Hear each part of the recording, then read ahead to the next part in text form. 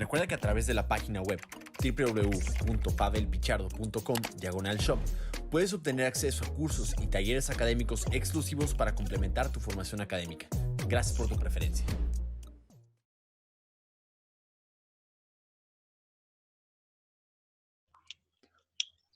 Bueno, entonces esta es la clase de replicación de ADN. Entonces la intención es ver cómo es que el ADN o el material genético prácticamente se duplica en dos hebras, ¿sale? Recuerda que es parte de un proceso fisiológico normal, es decir, recordemos que una célula madre es una célula que tiene 46 cromosomas, ¿sale? Esta a la hora de que hace la mitosis se tiene que dividir en prácticamente dos células que ambas tienen que tener 46 y 46 cromosomas. A este fenómeno le llamamos mitosis. Para que esto pueda suceder significa que tienes que duplicar toda la estructura de la célula, incluida el ADN y todas las bases nitrogenadas que están componiéndolo. Entonces, para poder hacer esto, necesitamos entender que durante parte del ciclo celular normal tenemos que duplicar el material genético para que al final nos quede 46 y 46 en nuestras dos células hijas, ¿sale? Ahora, yo puse por acá un resumen pequeño de qué es el ADN y tenemos que entender algunas generalidades muy importantes antes de poder comenzar la clase. Primero, el ADN o el material genético. Recordemos que ADN significa ácido desoxirribonucleico. Ácido desoxirribonucleico. El ADN está conformado de nucleótidos, ¿sale? El ADN está conformado de nucleótidos y cada nucleótido a su vez está conformado por una base nitrogenada. Recordemos entonces que el ADN está conformado de nucleótidos y el nucleótido prácticamente es una combinación de tres cosas. De una base nitrogenada, de un azúcar, mejor conocido como una deoxirribosa, es decir, que tiene un grupo hidroxilo, esta ribosa, y además fosfato inorgánico. Recordemos que a su vez de los diferentes tipos de bases nitrogenadas tenemos dos grandes categorías, las purinas y las pirimidinas. Como purinas recordemos que tenemos la adenina y la guanina y de las pirimidinas tenemos la citosina y la timina. El uracilo no porque este se encuentra en el RNA y no en el ADN, ¿verdad? Ahora, lo siguiente que tenemos que comprender es que el ADN prácticamente son dos hebras antiparalelas complementarias y que van en sentido opuesto. Eso significa antiparalelas. Significa que tenemos prácticamente dos extremos y esto lo nombramos con base a dónde se encuentra X característica funcional. Entonces, por ejemplo, como el fosfato inorgánico está en la punta de una de las hebras, a este extremo que tiene el fosfato liderando, le llamamos extremo 5', ¿sale? O sea, este sería el extremo 5'. Entonces, date cuenta que el extremo 5' siempre estará donde nos encontremos con el fosfato, ¿sale? Mientras que el extremo 3' nos encontramos donde se encuentra la deoxirribosa. Es decir, una ribosa es una pentosa, un azúcar de 5 carbonos que además tiene un grupo hidroxilo. En este extremo lo conocemos como extremo 3'. Acá, extremo 3'. Entonces, si te pones a observar, tenemos 3 a 5 y en el otro extremo igual de 3 a 5. Recordemos también que esto de acá sería un nucleótido donde tenemos la base nitrogenada, que era esta, el azúcar, que es esta parte de acá de color azul, y el fosfato inorgánico, que es esta de color de rojo. Y básicamente el ADN es la suma de muchos, pero muchos nucleótidos. Pero aquí tenemos dos problemas. ¿Cómo se une un nucleótido con el siguiente que está en el extremo 5' y cómo se une una hebra junto con la otra hebra? Aquí entran dos tipos de enlaces que nos pueden ayudar a entender cómo es que la estructura del ADN se solidifica. Por ejemplo, para unir este nucleótido junto con este otro nucleótido que está abajo de este, tenemos que unir un grupo de fosfato inorgánico con el grupo de deoxirribosa del grupo anterior. A este tipo de enlace es un enlace real que conocemos como enlace fosfodiester. Entonces, ¿qué es un enlace fosfodiester? Uno que une un nucleótido con el siguiente de la misma hebra. Muy importante, la misma hebra tiene que ser. Y tenemos un enlace fosfodiester por acá. ¿Mande? ¿Cómo que de la misma hebra? Por ejemplo, recuerda que estamos agarrando un cacho. Ok, Es decir, ajá. esto de acá. Y recuerda, ese esquema que tenemos acá es una representación de esto, pero ampliado, es decir, es más grande. O sea que esta parte de la hebra es en realidad esta cadenita. Y esta otra parte de la hebra es en realidad esta otra cadenita. Entonces, cuando digo que un enlace fosfodiester junta un nucleótido con el otro de la misma hebra, me refiero a que está en el mismo lado, ¿sale? Ahora, el siguiente problema es cómo unimos una hebra junto con la otra hebra, es decir, cómo hacemos que este se mantenga estable junto con la siguiente. Bueno, pues la manera en la que una hebra y otra se juntan es mediante enlaces no reales o atracciones intermoleculares que se establecen entre bases nitrogenadas. Por ejemplo, entre la adenina y la guanina. Ok, entonces, lo siento, tuve que hacer una corrección con las bases. Entonces, la adenina hace un enlace junto con la timina. Solamente tienen dos puentes de hidrógeno, que son las atracciones intermoleculares que se establecen entre una base y la siguiente. Así como citosina y guanina pueden hacer 3 puentes de hidrógeno. Si se dan cuenta, la cantidad de puentes de hidrógenos que tenemos entre adenina y timina son 2, mientras que la de citosina y guanina son 3. Entonces, repasando, ¿qué es este tipo de enlace que tenemos entre la adenina y la timina? Otra vez, puente de hidrógeno. Puente de hidrógeno. Recordemos que este puente de hidrógeno que tenemos por acá no es un enlace real, sino que más bien son atracciones intermoleculares que se establecen entre una base nitrogenada y la siguiente. Y repasando los conceptos, entonces, un enlace fosfoéster junta una base nitrogenada de la misma hebra con la siguiente base nitrogenada de la misma hebra. Mientras que un puente de hidrógeno junta una hebra con la siguiente hebra para unirse una con otra, ¿sale? Ok. Además de eso, tenemos que comprender algunas enzimas. Porque para poder entender la replicación celular tenemos que, para poder entender la replicación de ADN, debemos comprender cuál es la función de algunas enzimas. Algunas enzimas como las ADN polimerasas o las ligasas, que para fines prácticos tienen como objetivo incrementar la cantidad que tenemos de enlaces fosfoéster. Entonces, ¿qué hace una polimerasa u una enzima que se llama ligasa? Lo mismo, aumentar la cantidad de enlaces fosfoéster que tenemos. Y luego tenemos la otra familia de enzimas que se llaman nucleasas. Las nucleasas cumplen con el objetivo de disminuir la cantidad de enlaces fosfoéster que tengamos, es decir, los rompen. Y de las nucleasas tenemos de dos tipos prácticamente. Tenemos las exonucleasas y las endonucleasas. Las exonucleasas se encargan de romper enlaces fosfoéster prácticamente en los extremos de nuestra hebra de ADN, mientras que nuestra endonucleasa se encarga de romper enlaces fosfoéster prácticamente en el interior, es decir, no en los extremos de nuestra hebra de ADN. ¿Sale? ¿Hasta aquí todo bien? Ok, Rem. ¿Ves esta liga? Sí. Yo quiero representar con esta liga como el ADN. Es decir, normalmente si yo lo tengo libre, es decir, desdoblado de manera apropiada, esta hebra de ADN se puede leer de manera perfecta. Es decir, todos los genes pueden ser transcritos y demás. Pero la realidad, Rem, es que no todo el ADN siempre está expresado. Por ejemplo, si estás de acuerdo que prácticamente todas las células de tu cuerpo tienen el mismo material genético, es decir, tienen el potencial o los genes para hacer un corazón, un hígado, un páncreas, un estómago, lo que tú quieras, ¿sale? Pero la idea es que el objetivo de una célula de nuestro cuerpo es que si es una célula del corazón, tiene que tener apagados los genes del páncreas, apagados los genes del hígado, apagados los genes del cerebro para solamente tener activados o expresados los genes del corazón, ¿sale? Okay. Entonces, bajo este sentido, la manera en que el ADN puede ser expresado o no es qué tan desdoblado se encuentra, ¿ok? Si se encuentra sin doblar, como esta liga, es un ADN que puede ser expresado, como el del corazón. Estos son genes activos del corazón o del ADN, que conocemos manifestado en biología celular como eucromatina. Pero, por ejemplo, ¿qué pasaría si yo empiezo a doblar esto? Llega un punto en el que se dobla sobre su propio eje de esta manera. Y hace una bolita sobre sí mismo, ¿ya te diste cuenta? Sí. A esto le llamamos superenrollamiento. Y haz de cuenta que esto, como está súper doblado, prácticamente no se puede expresar. Es decir, los genes, la transcripción o la traducción no pueden suceder porque está súper condensado o súper enrollado, ¿sale? Sí. Entonces, para tú poder expresar un gen o duplicar el ADN, tienes que desdoblarlo para poder copiar ahora sí toda la secuencia. ¿Estás de acuerdo?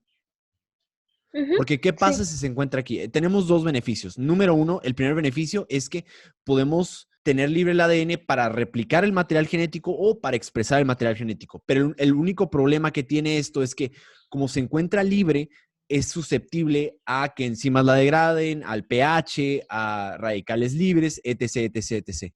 Entonces, los dos problemas que tenemos es que primero, para poder expresar todo el material genético o duplicarlo, tienes que desdoblarlo de manera apropiada. Una vez desdoblado, ya puedes duplicar el material genético. El único problema es que se puede degradar. Hasta ahí todo bien. Ok, entonces, Rem, con esto en mente, podemos entender lo siguiente, que prácticamente el ADN puede tener dos tipos de sentidos. Puede estar súper, pero súper, súper, súper enrollado, que le llamamos superenrollamiento positivo, ¿sí? Aquí el único problema es que la expresión del ADN está disminuida, es decir, no se expresan los genes o están silenciados. Y por el otro extremo tenemos el desenrollamiento, es decir, el coil negativo. En este escenario tenemos prácticamente la expresión de ADN muy alta, ¿sale? Entonces, uno de los objetivos para poder duplicar el ADN es que lo queremos en sentido negativo, ¿sale? Ok. Ahora sí, vamos a hablar de cómo se ven las enzimas. Así se ve prácticamente el ADN como muy súper enrollado. Una vuelta para todas partes y conforme lo vamos desenrollando, prácticamente aquí tenemos la hebra de ADN, ¿sale? Entonces nosotros lo queremos prácticamente en Ujú. esta conformación que está desenrollado. Y la primera enzima que se encarga prácticamente de desenrollar esta gran maraña de ADN se llama topoisomerasa, perdón, DNA girasa, perdón, ADN girasa. Es que en inglés es DNA, pero español es ADN. ADN girasa. Sí. Ok, y estás de acuerdo que son prácticamente dos hebras de ADN aquí, ¿verdad? Y recuerda, ¿qué es lo que está uniendo una hebra de ADN junto con la otra hebra de ADN? ¿Cuál era? ¿Eran los enlaces fosfoester Los o los puentes puentes? de... Excelente, los puentes de hidrógeno. Entonces, aquí entra la segunda enzima. La segunda enzima la vamos a dibujar como una especie de triangulito porque prácticamente se encarga de como una tijerita prácticamente ir separando las dos hebras. Esta enzima se llama helicasa. Helicasa. Entonces, ¿qué hace la DNA girasa? El desenrollamiento negativo para poderlo, o lo desdobla, ¿no? Mientras que la helicasa Ujú. rompe los puentes de hidrógeno. Ahora, recuerda que mientras vamos separando estas dos hebras, tenemos prácticamente dos sentidos, Rem. Tenemos un extremo que es 5' y otro extremo que es 3', ¿verdad? Mientras yo voy rompiendo por acá la helicasa, prácticamente se disocian un extremo 3' y el otro extremo 5'. Entonces vamos a colocarlos por acá. Y aquí está. Esta es nuestra hebra de ADN y recuerda que acá tenemos un extremo 3' y acá el extremo 5'. Y por acá va el lado 3' y por acá el lado 5'. Ahora, yo quiero que pienses primero que tenemos dos grandes familias que van a encargarse de poder incrementar la cantidad de enlaces fosfoester. Primero, la polimerasa. Recordemos que la polimerasa tenemos la ADN polimerasa. Y tenemos prácticamente dos tipos de ADN polimerasa. La primera ADN polimerasa se llama ADN polimerasa 3. Y la siguiente ADN polimerasa que quiero presentarte se llama ADN polimerasa 1, que son prácticamente dos enzimas distintas que hacen prácticamente lo mismo, ¿sale? Entonces, ¿cuál es un requisito para que una ADN polimerasa pueda funcionar? El primero, recuerda que el ADN polimerasa se encarga de leer el material genético que va a replicar de 3' a 5'. O sea, que va, lee este cacho. O sea, como este fue el primer segmento que se separó, va leyendo y leyendo y leyendo y leyendo y leyendo y leyendo y leyendo y leyendo y leyendo y leyendo. ¿En qué sentido? De 3 a 5'. ¿Eso te quedó claro? Sí. Entonces, esto hará que eventualmente toda esta hebra lo va a ir corrido, corrido, corrido, hasta que prácticamente terminó de leer todo el ADN. De un lado, ¿estás de acuerdo? Y parece no va a haber problema. Pero va a encargarse de producir una hebra nueva de ADN en el sentido de 5' a 3'. ¿Qué significa esto? O sea que mientras va leyendo de 3 a 5, de 3 a 5, de 3 a 5, de 3 a 5, en el otro lado va insertando la siguiente hebra de ADN que va a ser de 5' a 3', 5' a 3', 5' a 3'. ¿Te das cuenta a lo que me refiero? O sea, mientras vamos leyendo de 3 a 5, vamos Sí. insertando la siguiente hebra nueva de ADN que va a ser eventualmente una célula hija de 5 a 3', que es la nueva inserción que va a tener. ¿Eso te quedó claro? Sí. Entonces, si te das cuenta, con esta hebra de acá arriba no va a haber prácticamente ningún problema. A esta hebra como está súper fácil de que la empieza a leer y así la termina. No existe ningún problema con ella. Y como es la primera que se empieza a leer y con la que prácticamente va siempre hasta adelante, le llamamos hebra adelantada. Hebra adelantada. Y la ADN polimerasa que prácticamente se encarga de producir estos primeros fragmentos, la vamos a poner de color azul, que es la ADN polimerasa 3, que es esta. Entonces, recuerda, esta ADN polimerasa 3, ¿cómo lee? ¿De dónde a dónde? De la 3 a la 5. ¿Y produce material genético? ¿De dónde a dónde? De la 5 a la 3 prima. Así es. O sea que mientras va avanzando, va insertando material genético nuevo en extremo 5 a 3', ¿verdad? Ujú. Y todo corrido. Y de hecho, por acá, eventualmente todo esto va a estar lleno de material genético, porque la hebra adelantada es prácticamente lo que va a hacer. Esto es lo que Ok. está produciendo y esto es lo que va a producir, que es esta acá. Y ya, corrido. Esto va a Ujú. pasar en la hebra adelantada, ¿sale? Pero tenemos Ok. un problema con la siguiente hebra. Te voy a decir por qué. Recuérdame, la DNA polimerasa 3, que está de color azul, que va a ser esta, digamos que separó este cacho primero, ¿verdad? Separó este cacho primero. Este de acá. Bueno, Hola. entonces la ADN polimerasa 3, recuérdame, lee de 3' a 5'. O sea que va a estar leyendo de 3 a 5'. ¿Y en qué sentido va a producir el material genético, Rem?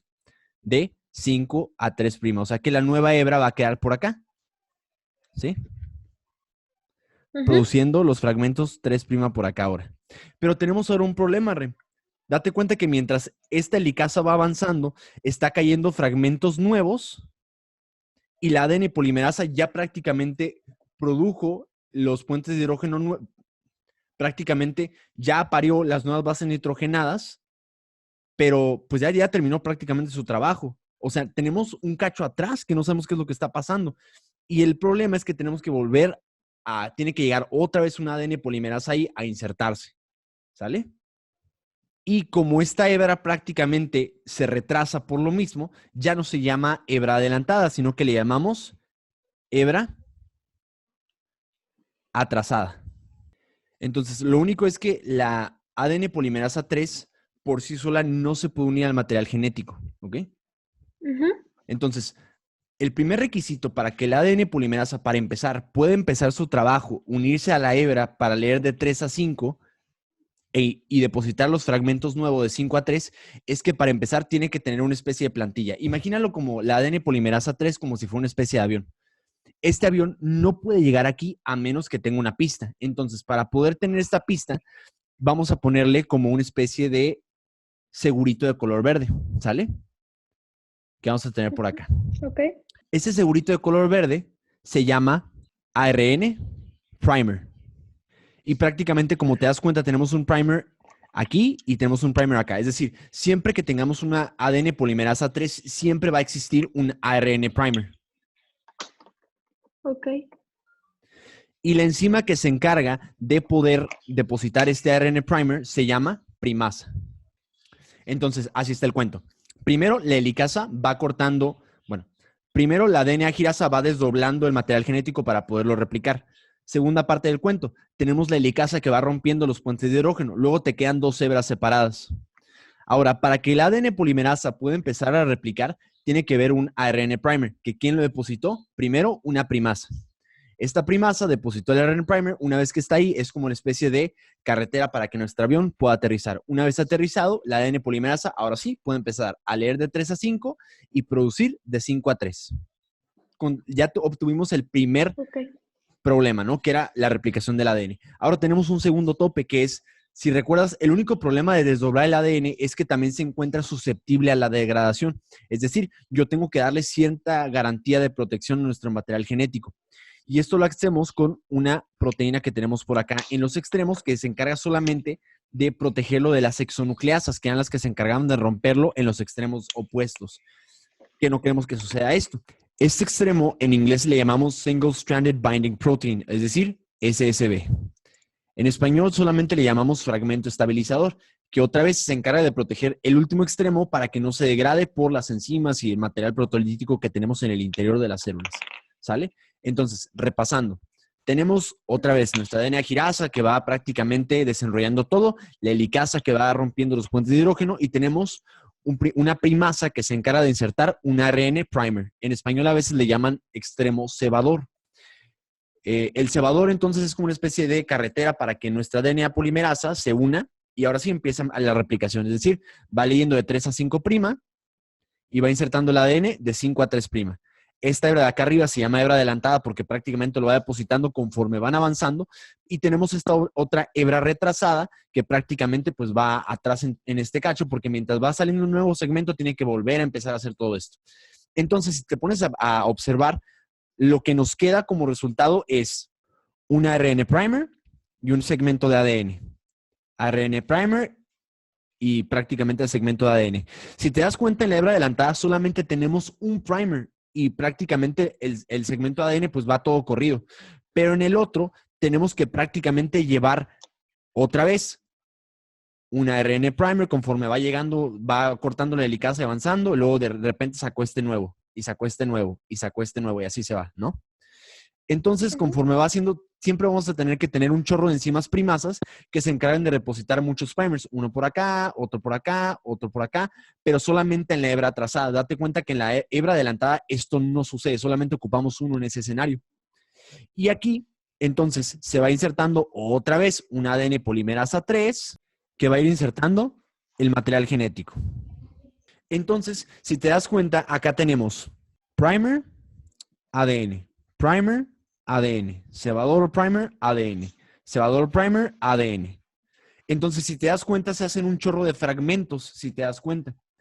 A estos fragmentos en biología celular tienen un nombre. Cada uno de estos fragmentos tiene un nombre. Entonces, yo lo voy a resumir como todo esto así, pero representa cada uno de los fragmentos. A estos les llamamos fragmentos de Okazaki. Ok. Entonces, prácticamente tenemos dos problemas. Bueno, tú sabes que no te puede quedar así el ADN. O sea, tenemos que, número uno, quitar el ARN primer porque tiene que quedarte solamente ADN porque es lo que se va a replicar.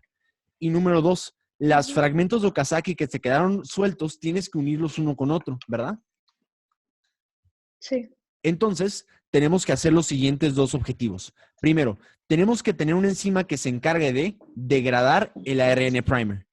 Tenemos que tener una enzima que se encargue de degradar el ARN primer o el cebador. A esta enzima le llamamos ADN polimerasa 1. Es decir, la misma que está por acá. Es la mejor amiga del ADN polimerasa 3. ¿Sale? Entonces, ¿qué hace el ADN polimerasa 1? Lo que hace el ADN polimerasa 1 es que llega, prácticamente quita el segmento primer y lo deposita con una hebra de ADN real, ¿no? Que es esta. Te la pongo de otro color solamente para que recuerdes que es en realidad material genético de ADN, ¿no? Ya no es un ARN primer como en el caso anterior. Pero tenemos otro problema, Rem. Falta que unamos un segmento con el otro. ¿Ya te diste cuenta? Nos quedan huecos, o sea, nos quedan los fragmentos de Okazaki libres. Y la idea es que tú puedes unir un fragmento con el siguiente. Solamente que para que esto suceda necesitas otra enzima. Esta enzima ya la conoces, la pusimos por acá y se llama ADN ligasa. Ligasa. Y prácticamente tan. Es todo el cuento. Eso es la replicación del ADN. Entonces, vamos a repasar. Recuerda que a través de la página web www.pavelpichardo.com/shop puedes adquirir las prendas exclusivas de nuestra comunidad y con esto apoyar a una fundación de niños con cáncer. Gracias por tu preferencia.